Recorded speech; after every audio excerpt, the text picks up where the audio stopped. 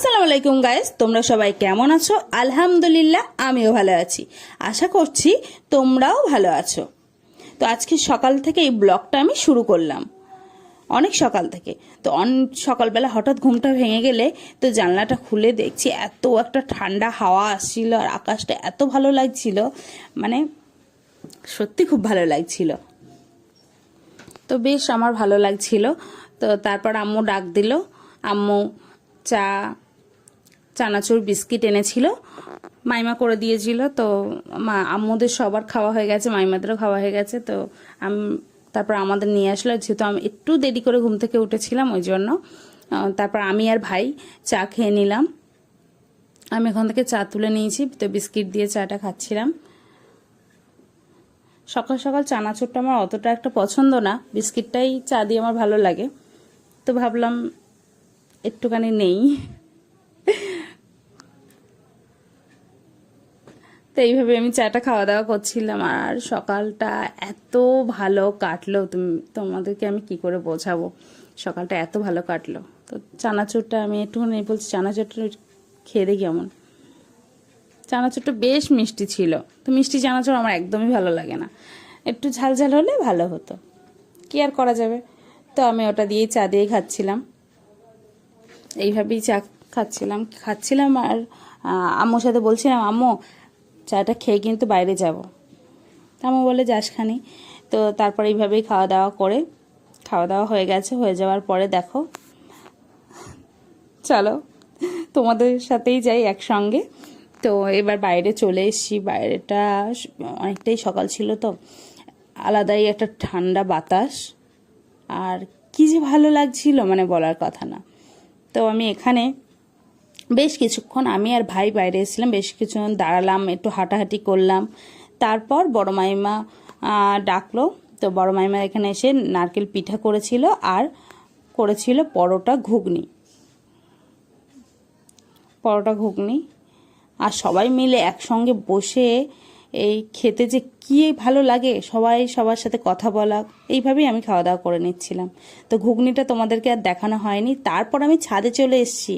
ছাদে এসে হঠাৎ দেখতে পাচ্ছি পেঁপে গাছে দেখো বস্তা বাঁধা, তার মানেই তো পেঁপে পেকেছে। আমি তো সবটা টিপে টিপে দেখছিলাম, দেখতে দেখতে এইগুলো দেখছি কাঁচা হলুদ হয়নি, তো এবার সাইডেরগুলো দেখছিলাম।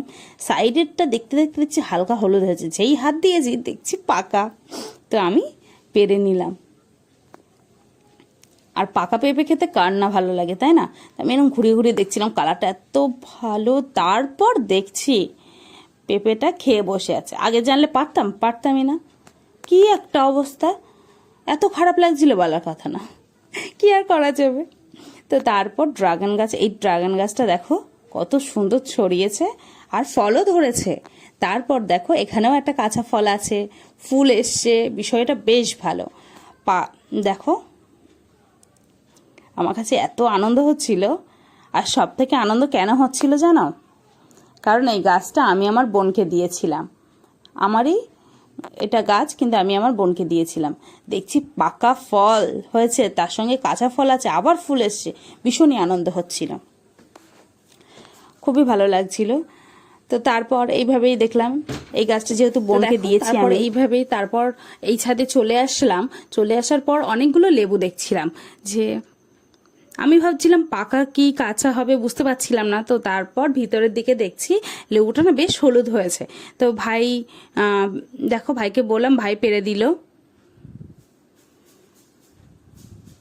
তো পেরে দিল, এবার আমি নিলাম। কালারটা কতটা সুন্দর হয়েছে, তাই না? আমার তো ভীষণই ভালো লাগছে। তারপর লেবুটা নিয়ে চলে আসছিলাম। তারপর এসে লেবু আর পেঁপে কেটে দিয়েছিল মাইমা, তো ওটাই খাওয়া দাওয়া করছিলাম। তারপর দুপুরবেলা গোসল টোসল করে এবার দেখি মাইমা ডাকছে।